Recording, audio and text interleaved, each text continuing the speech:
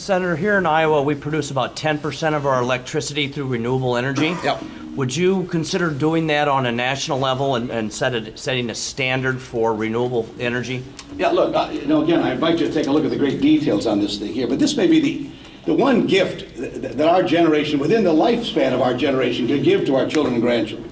Everybody says they want energy independence, everybody wants the alternatives, everybody wants fuel efficiencies here, new jobs emerging as a result of the technologies that can be produced and some of these ideas that are coming forward. But you're not going to get there by stating goals here.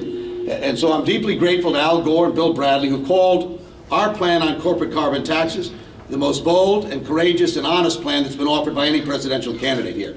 And I'm not unmindful of suggesting a corporate carbon tax that it raises obvious issues with people with the word taxes here. But before you decide this is a bad idea, let me mention to you, aside from the 50 mile per gallon standard, which I think is a minimum. In fact, I'm almost embarrassed to suggest that standard when you consider we were buying automobiles in this country in the early 1980s that got 43 miles to the gallon. You've got electric automobiles on the roads today, they got 150 miles. The idea that we're setting 50 mile a gallon standard is almost laughable on its face. We're producing automobiles for a market in Brazil where 3/4 of the automobiles operate on ethanol out of sugarcane here. We're making the automobiles for that market. So when people tell me we can't produce an automobile for a domestic market here in this country that is far more efficient, it's ludicrous on its face. But transportation is only 50% of the question. You've got to also then get rid of the coal that operates the grid. And if you're going to continue to use the coal and fossil fuels, we're in deep, deep trouble. So the only way I know of to make that differential, remember, oil prices have gone from $32 a barrel to over $70 a barrel in 6 years. And at $70 a barrel, the alternative ideas are competitive. At $40 a barrel, at $50 a barrel, many of them are not. So until you're willing to pollute, or rather tax the polluters, to create that differential, or shrink that differential in price, it's going to be very difficult to get most Americans to move away from the more expensive technologies and fuels. The people that you and I care about and represent don't have the resources to make the more expensive choice in too many cases here. So we've got to close that gap.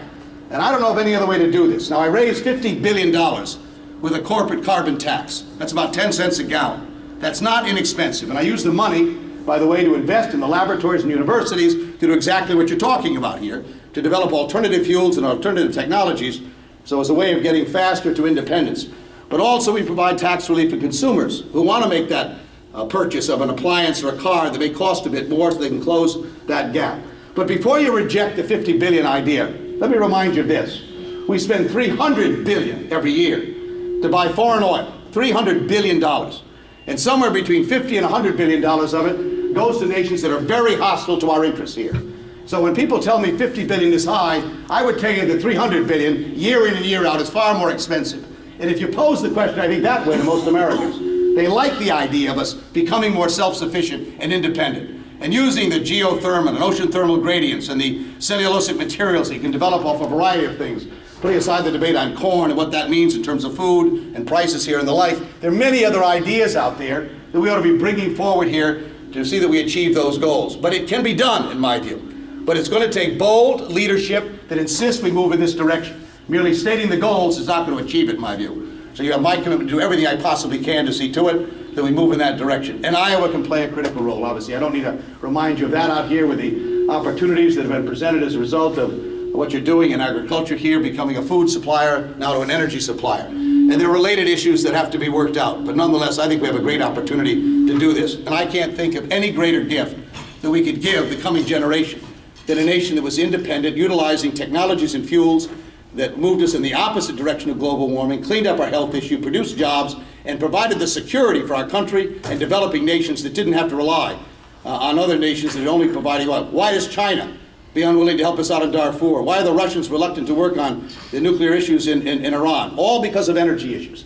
We start developing alternative ideas so we can change the way the world functions and relates to each other on many questions as well. So I thank you for the issue.